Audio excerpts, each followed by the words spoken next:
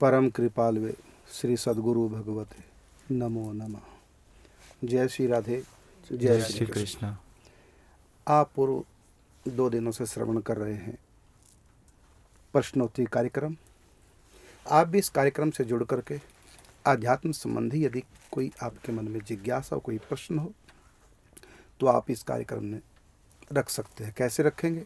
तो इस समय आप जो देख रहे हैं स्क्रीन पर व्हाट्सएप नंबर हैं, इन नंबरों पे आप लिखित रूप में व्हाट्सएप सेंड करेंगे अपने प्रश्न को, न कि फ़ोन मिलाकर बोल करके आप बताएंगे।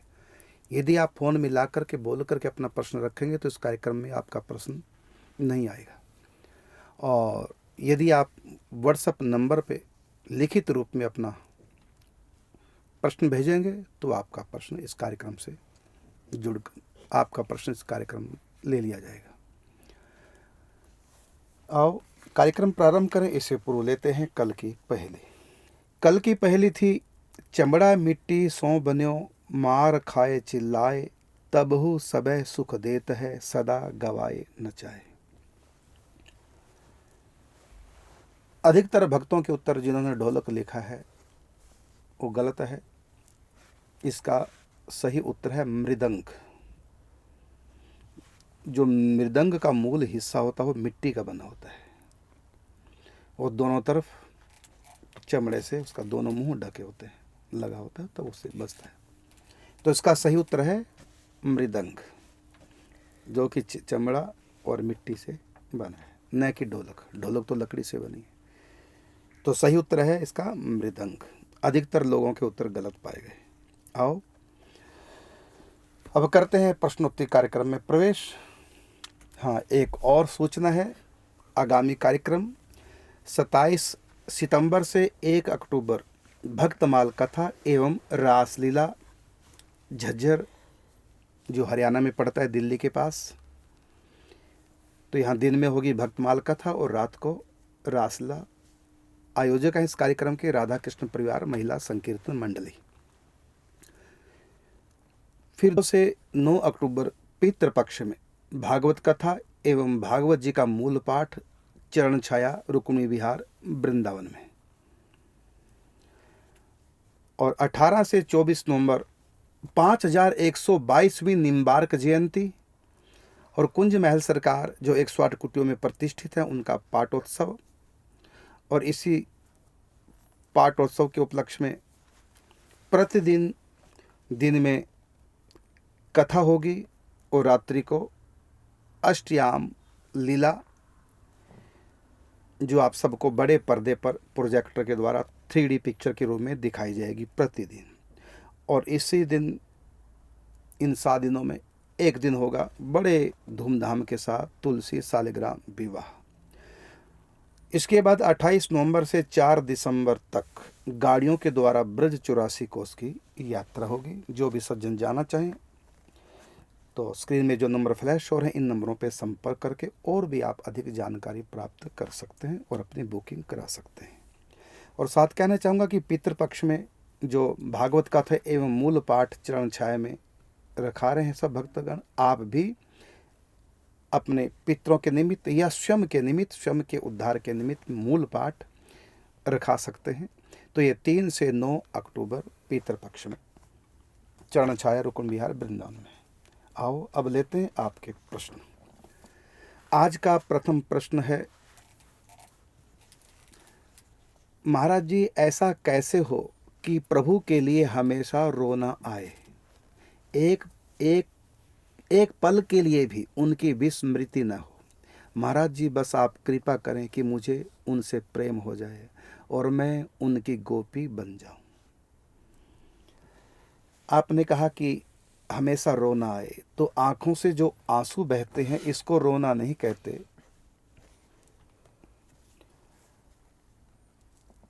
जब आंखें आ जाती हैं तब भी आंखों में आंसू टपकते हैं। जब कोई अनहोनी घटना संसार में घटती है अपने किसी प्रिय के साथ तब भी आंखों में आंसू आ जाते हैं। जब अपनी इच्छा संसार की पूर्ण ना हो तब भी आंखों से आंसू आ जाते हैं। कोई गाली देता है तब भी आंखों से आंसू आ जाते हैं। कोई अपमान कर देता है तब भी आंखों से आंसू आ जाते हैं। क्या इसको रोना कहेंगे? क्या ऐसे रोना?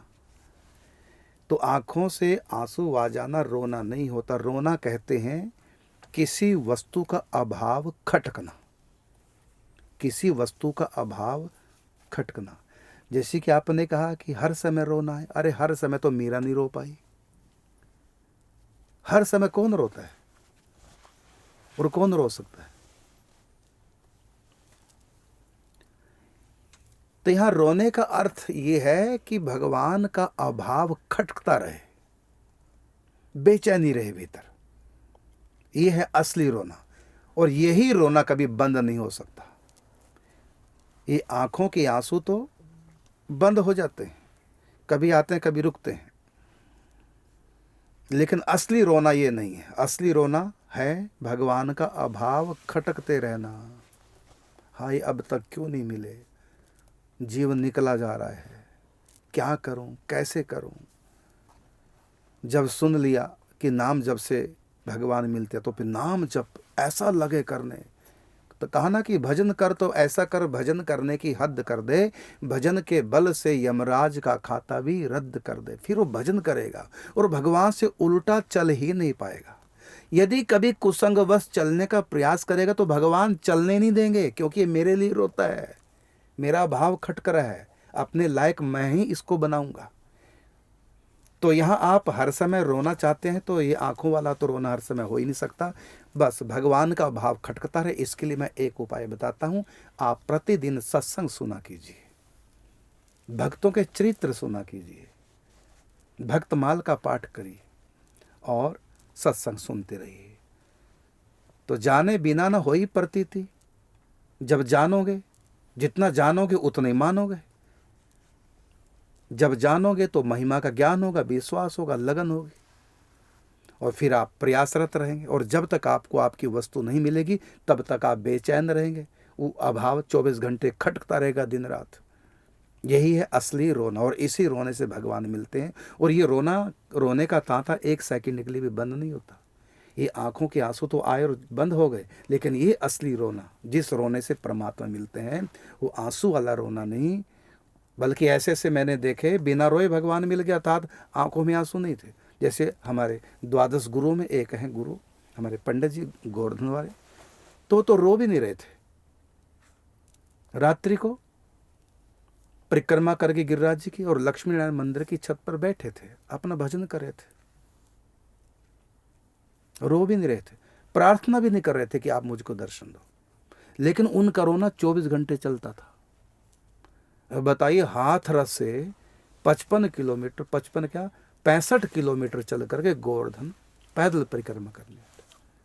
गाड़ी पे कभी नहीं आते अपने यहाँ से, जब भी वृंदावन आते पैदल जाते 55 किलोमीटर वृंदावन से।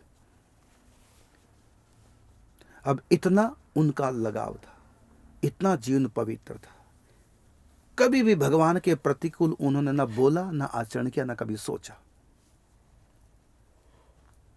ये कैसा रोना, पाप भी कर रहे हैं, भगवान से उल्टा भी चले जा रहे हैं, 2 आंसू भी टपका देते हैं कथा में, कीर्तन में, और भगवान से उल्टा चल रहे हैं। ये रोना है ही नहीं, ना इस रोने से भगवान रीझने वाले हैं। असली रोना है जिससे भगवान रीझते हैं, वो है भगवान का भाव खटकता रहे। यदि सचमुच में भगवान का भाव खटक रहे तो हम कभी उल्टा का, यदि किसी को धन का अभाव खटकता है तो बोलो ऐसा काम कर सकता है जिससे नुकसान हो धन का?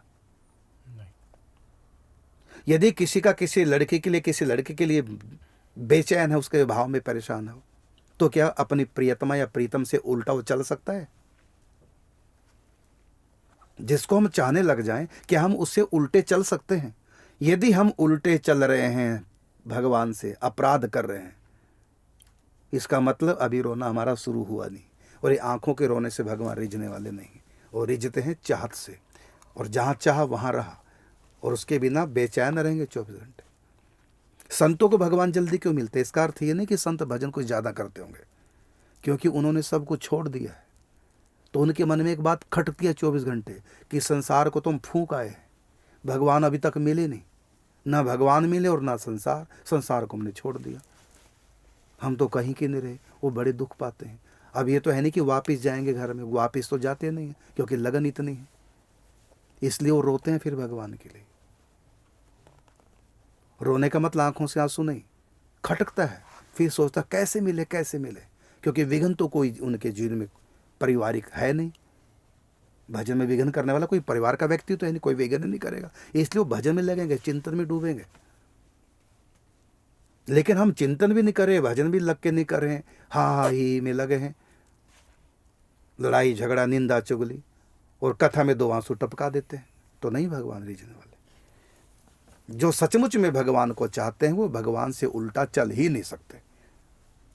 और भगवान को चाहना, और जब तक वो चाहत पूरी ना हो तब तक प्रयासरत रहना, व्याकुल, जैसा जिसने जो बता दिया वही करने लग गए। जब किसी के ऊपर मुसीबत पे मुसीबत आए तो पंडितों के पास, तांत्रिकों के पास जाते हैं, तो वो जो बताते हैं वही करने लग जाते हैं। क्यों? क्योंकि चाहता है, तो उन पर तो विश्वास कर लेंगे, लेकिन संत भगत प्राप्ति के लिए जो कहते हैं वो नहीं कर पाते, क्योंकि चाहत नहीं है, रोना नहीं है। तो कथा कीर्तन में रो लेना, 4 व्यक्तियों के सामने रो लेना, दर्दीली कथा सुन के रो लेना, ये कोई बड़ी बात नहीं है। एक ही पहचान है रोने की, एक तो भगवान जब तक नहीं मिलेंगे तब तक वो परेशान रहेगा और प्रयासरत रहेगा, और कभी भगवान से उल्टा नहीं चल सकता। रोने वाला उससे उल्टा कैसे? एक तरफ रोए जा रहे हैं प्रियतमा के लिए, प्रीतम के लिए, और एक तरफ उससे न मिले ऐसा प्रयास भी कर रहे हैं, माने उससे उल्टा भी चल रहे हैं। ऐसा हो सकता है क्या? तो एक तरफ भगवान की चाहत है, दूसरी तरफ तुम पाप भी किए जा रहे हैं, निंदा चुगली किए जा रहे हैं, अपराध किए जा रहे हैं। ये काहे की चाहत है? तो सच बातें लोग चाहते नहीं, ऊपर ऊपर के भक्त अंदर के नहीं। तो आपने बहुत अच्छी बात कही है कि हमेशा मैं प्रभु के लिए रहूं, ये मैंने आपको उसकी व्याख्या करके बता दी। अब कहा कि एक पल के लिए भी विस्मृति ना हो। भाई कथाएं सुनते रहिए, भक्तमाल विशेषकर सुनते रहिए, भक्तों के चरित्र, उससे लगन लगेगी। जब लगन लगेगी तो उसी की स्मृति रहेगी, विस्मृति हो नहीं सकती। विस्मृति तब तक है जब तक हम चाहने नहीं लगे। कोई लड़का लड़की परस्पर प्रेम करते हैं, क्या एक दूसरे को भूल सकते हैं क्या? क्योंकि लगन है। इसी प्रकार परमात्मा को जो चाहने लगे वो कभी भूल नहीं सकते। चाहत बढ़ेगी सत्संग से, कथाओं से, भक्तों के चरित्र सुनने से। ये आपके प्रश्न का उत्तर है। और आपने कृपा के लिए याचना की, तो मेरे पास कोई ऐसी पावर नहीं। यदि सचमुच में होती ना मेरे पास ऐसी पावर, तो मैं हर रोज़ आधा घंटा सत्संग नहीं सुनाता, बस लोगों को बुलाता और सबको आशीर्वाद देता, सबको प्रेमी बना देता, और सब भगवान के विरह में संतप्त रहते और सबको भगवान मिल जाते। तो मेरे पास ऐसी पावर है नहीं भाई कि जो मेरे आशीर्वाद से आपका भगवान से प्रेम हो जाए। ऐसा मेरे पास कुछ नहीं है। इसके लिए तो मैंने युक्ति बता दी। सत्संग सुनो, कथाएं सुनो। सुन सुन कथा मुझे लब हो गया और पता भी ना चला जाने कब हो गया। हाँ, इतना अवश्य है, आप निराश नहीं होना। इतना अवश्य है कि जब आप तत्परता के साथ भजन करेंगे तो कोई ना कोई प्रेमी संत आपके ऊपर अवश्य कृपा करेगा, करेगा करेगा करेगा। ये बात पक्की है। मेरी बात को ब्रह्मा जी भी झुठला नहीं सकते। इसलिए आप बस भजन कीजिए, चिंतन कीजिए। जिस प्रेम की आपने इस दास से याचना की, तो प्रेम देने वाले संत इस सृष्टि में कम नहीं है, बस योग्यता होनी चाहिए। प्रेम का आशीर्वाद देने वाले संत बहुत है। आपको प्रेम अवश्य मिलेगा, मिलेगा मिलेगा। आप चिंतन कीजिए, भजन कीजिए। आपने कहा मैं गोपी बन जाऊं, बिल्कुल, जो चाहेंगे सो बनेंगे। आप कृष्ण को पुत्र बनाना चाहेंगे, वो हो जाएगा। आप मित्र बनाना चाहेंगे, सखा बनना चाहेंगे, सखी बनना चाहेंगे, गोपी बनना चाहेंगे, मैया बाबा, जो बनना चाहेंगे वही आपको बना देंगे। अगला है कि अपना अपना आसन कब धोना चाहिए। जब आपको लगे कि गंदा हो गया तो धो लो, इसमें क्या पूछना। हाँ, बृहस्पतिवार को खार से नहीं धोते। क्षार से कपड़े धोना बृहस्पतिवार को शास्त्र निषेध करता है। हाँ, वैसी कपड़े धो दो बिना साबुन के, कपड़े जल से निकालो, लेकिन क्षार का मतलब आज की भाषा में साबुन सोडा कह दो। तो क्षार का प्रयोग बृहस्पतिवार के दिन नहीं करते, इसलिए सिर भी नहीं धोते। वैसे धो लो सिर, वैसे भले डेली धो लो, लेकिन क्षार से, जहाँ मना किया ना बृहस्पतिवार को सिर नहीं धोना, कपड़े नहीं धोने, उसका अर्थ है कि क्षार का प्रयोग नहीं करना। और आप शायद ये सोचते होंगे, कहीं से सुन लिया होगा आपने कि धोने से आसन की पावर निकल जाएगी। तो जल भाई भौतिक मैल को धोता है, आध्यात्म को नहीं धो सकता। आध्यात्म की शक्ति जल नहीं धो सकता। फिर तो आप नहाइए भी मत कभी भी, क्योंकि जो आपने भजन किया वो सारा धुल जाएगा। हैं? ये कौन सा सिद्धांत है? अरे जब कपड़े गंदे हो गए तो धोइए, और जब आपकी माला गंदी हो गई धोइए माला को भी। अपवित्र हाथों से छू लिया किसने तो धोइए। माला को, झोली को, वस्त्र को, आसन को, सबको धोइए। ऐसा नहीं कि उसमें भगवान की जो पावर है नाम जप की वो भी धुल जाएगी।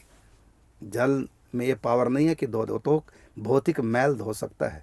हाँ, जो गंगा जल है ना वो पवित्रता लाता है। तो जल शुद्ध, जल स्वच्छ करता है, पवित्र नहीं कर सकता। जल स्वच्छ करता है, पवित्र नहीं कर सकता। पवित्र तो गंगा जल, जमुना जल, तीर्थों का जल, ये स्वच्छ भी करेगा और पवित्र भी करेगा। अगला प्रश्न है कि महाराज जी, मेरा प्रश्न है कि मैं जुड़वा बच्चों की मां बनने जा रही हूं। मेरे आने वाले बच्चों को निकुंज धाम की प्राप्ति हो और मेरी नॉर्मल डिलीवरी हो, इसके लिए मैं कौन सा नाम जाप करूं, ध्यान या साधना करूं? मेरी अभी दीक्षा नहीं हुई है। तो आपने कहा कि मैं 2 बच्चों की मां बनने जा रही हूं, आपको बहुत बहुत बधाई। और आप कहते हैं मेरे बच्चों को निकुंज की प्राप्ति हो, इसलिए आप निकुंज का चिंतन कीजिए और ब्रज वृंदावन माधुरी निकुंज महावाणी जी इन ग्रंथों को पाठ कीजिए। और दोबारा से फिर सुनिए आप ब्रज वृंदावन माधुरी जो चला है कार्यक्रम प्रतिदिन, तो इसको दोबारा से सुनना शुरू कीजिए और नाम जप कीजिए और माता पिता के सास ससुर की सेवा कीजिए, दान भी कीजिए। और क्योंकि इससे बच्चे के ऊपर असर होगा। और आप सबको नमस्कार नमस्ते किया कीजिए, राधे राधे सबको बोला कीजिए, सबकी बात माना कीजिए। मतलब जैसा आप अपने बच्चे को संस्कार देना चाहती हैं इन 9 मास में, वही संस्कार आप स्वयं को दो। खाने पीने का ध्यान रखना, बिना भोग लगाए नहीं खाना। ये आपके प्रश्न का उत्तर। तो और आपने मुझसे आशा की कि कृपा कीजिए कि मेरी नॉर्मल डिलीवरी हो। भाई ऐसी मेरे उपास कृपा नहीं है। हाँ, भगवान से प्रार्थना कर सकते हैं, वो कुछ भी कर सकते हैं परमात्मा आपकी श्रद्धा को देखते हुए। हाँ, इतना भी हो सकता है कि आप मेरे प्रति इतनी श्रद्धा कर रहे हैं तो मैं तो इतना पावरफुल नहीं हूँ, लेकिन हाँ, यदि आप मेरे प्रति श्रद्धा करें तो ठाकुर जी जरूर आपकी श्रद्धा की लाज रखेंगे तो आपकी नॉर्मल डिलीवरी हो जाए। और आपने इसके लिए यत्न पूछा, तो मेरे पास कोई ऐसा यत्न नहीं, कोई ऐसा साधन नहीं जो आपकी नॉर्मल डिलीवरी हो। मैं इस बात को नहीं जानता। हाँ, इतना है कि आप भगवान से प्रार्थना कीजिए। और डॉक्टर के हिसाब से मैं बताऊं तो आप आराम कम कीजिए, काम धंधा ज़्यादा कीजिए और अपने आप को एक्टिव रखिए। ऐसा हमने सुना है कि जो स्त्रियां इन दिनों अपने को खूब एक्टिव रखती हैं और उसमें वर्क करती है अपने घर का सब अपने हाथों से, तो उनकी डिलीवरी नॉर्मल होती है। और जो बेड रेस्ट अधिक करती हैं उनकी डिलीवरी नॉर्मल नहीं होती, ऐसा सुना जाता है। क्योंकि दीदी जी हमारे पास हैं, वो डॉक्टर रिटायर हैं, तो वो सब बताती है हमको बातें। और आपने कहा कौन सा नाम जाप करूं, तो जो आपको प्रिय लगे, राम, कृष्ण, हरि, नारायण, गोविंद, गोपाल, शिव, भगवती दुर्गा जी का नाम, जो भी आपको नाम प्रिय लगे अपने इष्ट देव का आप नाम जप कीजिए। वैसे तो आप निकुंज के उपासक लग रहे हैं, क्योंकि आपने कहा मेरे बच्चे निकुंज धाम की प्राप्ति हो, ऐसा कुछ बताइए। तो इसका मतलब आप निकुंज के उपासक है, तो आप राधा नाम जप कीजिए बच्चों के निमित्त। मेरी दीक्षा नहीं, भले दीक्षा ना हो, नाम जप करने में दीक्षा की आवश्यकता नहीं होती, जो भी नाम आपको अच्छा लगे। रही बात ध्यान की, तो आप निकुंज लीलाओं का ध्यान कीजिए जो आपको दिखाई गई है ना ब्रज वृंदावन कार्यक्रम में, तो आप उसको देखते रहिए, ध्यान अपने आप ही होता रहेगा। अगला प्रश्न है महाराज जी, यहाँ पर एक जिज्ञासा है। हाँ। जैसे गर्भ में अभिमन्यु को ज्ञान प्राप्त हो जाता है, उसी प्रकार अगर गर्भवती महिला दीक्षा लेती है तो क्या उसके गर्भ में जो बालक है उसको भी दीक्षा का फल प्राप्त हो जाता है? बिल्कुल, सब कुछ, हर चीज, अच्छा बुरा कुछ भी कर्म करो वो सब बच्चे के ऊपर असर होता है। अच्छा, तो फिर उसको जन्म लेने के बाद फिर से दीक्षा लेनी पड़ेगी? हाँ, लेनी चाहिए। अच्छा, ठीक है। अगला प्रश्न है कि मेरा प्रश्न है कि जिसने कृष्ण मंत्र की दीक्षा ली है, क्या उसके लिए किसी अन्य देवी देवता का प्रसाद ग्रहण करना उचित है या नहीं? इसके लिए है कि यदि आपकी अनन्य निष्ठा प्रसाद में है, तब आपको किसी भी प्रसाद को ग्रहण करने की किसी और देवी देवता की आवश्यकता नहीं है। लेकिन आप बाजार में गोलगप्पे भी खाए जा रहे हैं, है ना, बाजार में चाट पकौड़ी भी खाए जा रहे हैं, विवाह शादियों में एक दूसरे का झूठा भी खाए जा रहे हैं, तो वहां आपकी निष्ठा क्या कर रही है? तो दूसरे का झूठा खा लेंगे, बच्चे का झूठा खा लेंगे, सबका झूठा खा लेंगे, है, लेकिन देवता का झूठा नहीं खाना। तो आजकल ऐसी नकली अनन्यता चल रही है, खैर उसकी चर्चा हम नहीं करेंगे। हाँ, ये बात ठीक है कि जो सचमुच में प्रसाद निष्ठ हैं उनको अन्य का प्रसाद ग्रहण करना नहीं चाहिए, लेकिन फिर उनको अपने घर वालों को भी नहीं झूठा खाना चाहिए, क्योंकि उनका नियम है कि प्रसाद के सिवा कुछ नहीं खाना। तो भगवान को भोग लगाइए, वो प्रसाद ग्रहण कीजिए। फिर आप बाजार में भी नहीं खा सकते, विवाह शादी में जाके नहीं खा सकते, भंडारों में भी नहीं खा सकते। क्यों? क्योंकि आपका इष्ट है, हो सकता है आप राधा कृष्ण के उपासक हैं, अगर सीताराम को भोग लगा तो यद्यपि तात्विक दृष्टि से सब एक ही है, लेकिन जिन्होंने ये नियम ले लिया कि अपने इष्ट देव का ही भोजन ग्रहण, प्रसाद ग्रहण करना, भोग ग्रहण करना है, ये जिन्होंने नियम ले लिया दृढ़ता से, तो लोग किसी का भी अन्य का प्रसाद नहीं लेते, ऐसा है। लेकिन गजब की बात तो यह है कि अन्य का प्रसाद तो नहीं लेंगे, हनुमान जी का नहीं लेंगे और राम जी का नहीं लेंगे, दुर्गा जी का नहीं लेंगे, लेकिन शादी में दूसरों का झूठा ले लेंगे। उसमें भी स्वाद वाली चीज होगी तो वो तो ले लेंगे, उसमें झूठा नहीं, फिर तो फूक मार के ले लेंगे। तो बाजार का कैसे खा लेते हैं? फिर बाजार की कोई चीज पवित्र नहीं होती अक्सर, क्योंकि बाजार में जो वर्कर काम करते हैं ना, वो कोई बीच में सोच गए पेट खराब को नहा के थोड़ी चीज़ों को छुएंगे, वो तो बिना नहाए छूते हैं। इसलिए बाजार की जो चीज़ खा लेता है उससे अच्छा है कि वो देवताओं का भी ले ले प्रसाद। हाँ, जो अपने इष्ट के अनन्य निष्ठ हैं उनके लिए बिल्कुल रूल सही है कि किसी और का प्रसाद नहीं लेना चाहिए। ये आपके प्रश्न का उत्तर है। अगला लेते हैं। अगला प्रश्न है कि प्रभु जी, मैं कानपुर से श्रद्धा हूँ। मेरा प्रश्न है कि एक दिन मेरा व्रत था, पूजा की माला कपड़ों में गले के पास रखी हुई थी, मुझे याद नहीं रहा और शौचालय चली गई। उसी माला से मैं गुरु मंत्र जप करती हूँ। अब मैं क्या कर, उस माला से जप कर सकती हूँ? बिल्कुल कर सकते हैं, आप कीजिए। माला को एक बार धो लीजिए, प्रभु का नाम लेते उस पर जल छिड़क लीजिए, धो लीजिए और कीजिए। जबकि मैं उस माला का पर ब्रज लगा चुकी हूँ और उससे गंगा जल से धो चुकी हूँ। बिल्कुल ठीक है, अब आप उसी से कीजिए, माला बदलने की आवश्यकता नहीं। अगला प्रश्न लेते हैं। महाराज जी, मेरी निकुंज दीक्षा हो चुकी है। 25 वर्ष पहले मैं लीला चिंतन भी करती हूँ। 25 वर्ष पहले इनकी दीक्षा हो चुकी है और ये लीला चिंतन करते हैं, बहुत अच्छी बात है। गुरु जी की आज्ञा से मेरे गुरुदेव का, अच्छा, गुरु जी की आज्ञा से मैं लीला चिंतन करती हूँ। 25 साल मुझको हो गए दीक्षा ली। आगे कहा कि 7 वर्ष पहले मेरे गुरुदेव जी का निकुंज गमन हो चुका है। अच्छा, पहले हो चुका है 7 वर्ष पहले, तब से मैं आपको सुन रही हूँ। अच्छा, 7-8 साल से आप मुझको सुन रही हैं, ठीक। आपको अपना शिक्षा गुरु मान चुकी हूँ, ठीक। तो अपनी करुणा और कृपा बनाए रखिए इस दासी मंजिल पर, श्री चरणों में मेरा कोटि कोटि प्रणाम। ये तो आपने प्रश्न कुछ किया ही नहीं, आपने चित्त की बात बताई। ठीक है, प्रभु से मैं प्रार्थना करता हूँ आपके लिए कि आप इसी प्रकार भजन करते रहिए, चिंतन करते रहिए। अब लेते हैं अगला प्रश्न। अगला प्रश्न आया है, जैसे सुबह उठकर अष्टयाम का चिंतन करते हैं तो रोज पूरा अष्टयाम जरूरी है, या हम रोज एक एक कुंज का चिंतन कर सकते हैं? जैसे आज मंगल कुंज, कल स्नान कुंज, फिर अगले दिन श्रृंगार कुंज। बिल्कुल ठीक बात। चाहे तो आप अष्टयाम समय के हिसाब से करें, चाहे सुबह सुबह 1 घंटे में आप अष्टयाम पूरी कर लें, और चाहे एक दिन में एक निकुंज कर लें। और जिनको निकुंज का ज्ञान नहीं है वो लोग भी चिंतन करें, जैसा उसने अब तक सुना, भागवत में पढ़ा, कुछ भी प्रिया प्रीतमों को लेकर के अपनी कल्पना से ही सही, वो चिंतन सब कर सकते हैं। चिंतन के लिए कोई ऐसा नियम नहीं, नियम यही है कि जो आपने नियम लिया बस वही नियम है। जो आपने नियम नहीं लिया वो आपके लिए नियम नहीं है। दूसरे क्या कर रहे हैं, उनके पास क्या नियम है, नकल करने की आवश्यकता नहीं। तो सब प्रकार के, कई लोग तो स्वतंत्र लीला चिंतन करते, अर्थात वो कोई नियम नहीं बांधते, कभी कोई लीला, कभी कोई, कभी कोई आगे पीछे लीला। बस प्रिया प्रीतम का निकुंज का चिंतन होना चाहिए, कहीं से भी हो जाए, बिना टाइम के, आगे पीछे कुछ भी हो, ऐसा भी, इसको बोलता हूँ स्वतंत्र चिंतन। एक होता है कर्मबद्ध समय से, तो जिस समय की लीला उसी समय वही लीला का चिंतन, इस मृत्युलोक में जो समय उसके हिसाब से चिंतन, ऐसा भी करते हैं।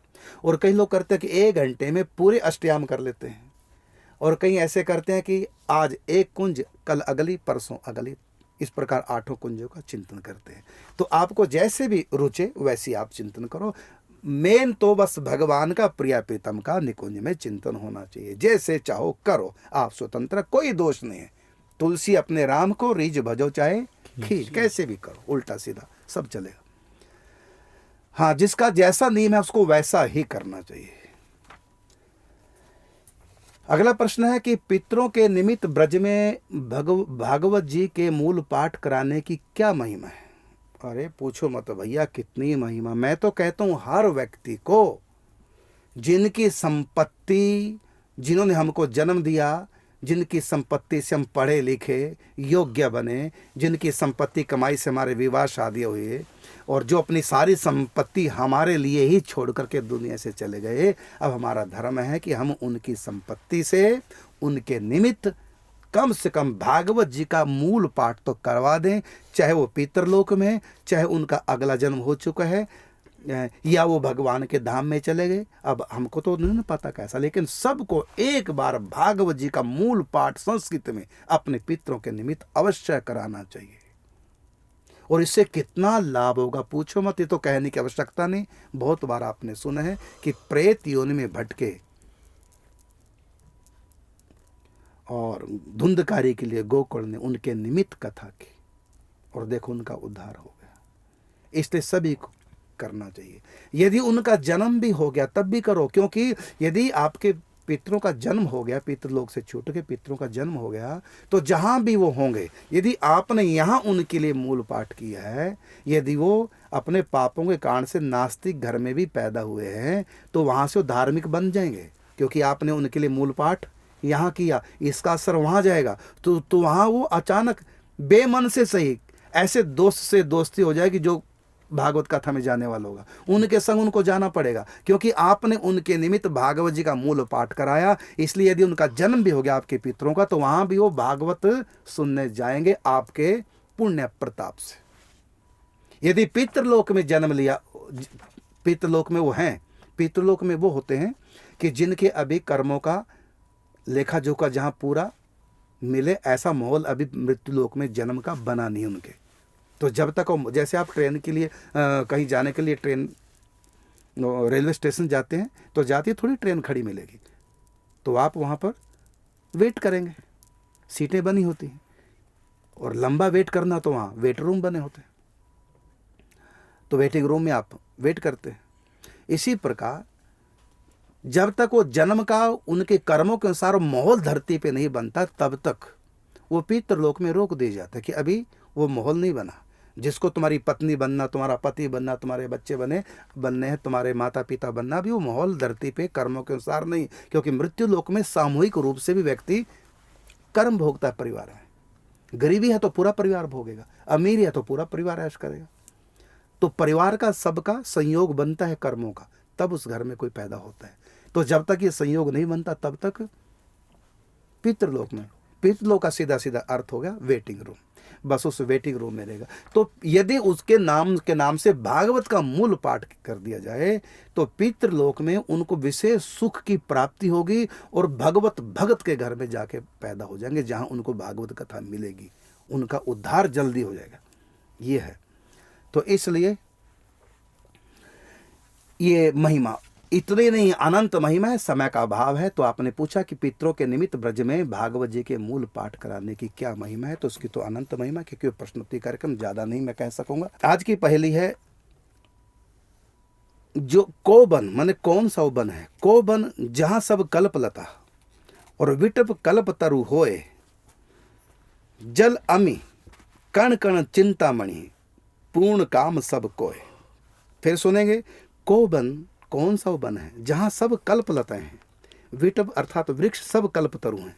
और जल अमी, सारा जल अमृत के समान है। कण कण चिंतामणि, प्रत्येक कण चिंतामणि को भी लज्जित करने वाला है। और पूर्ण काम सब कोई, सब वहाँ पूर्ण काम है, सबकी इच्छा पूर्ण होती है। कौन सी हो, कौन सा हो जंगल है, वन है।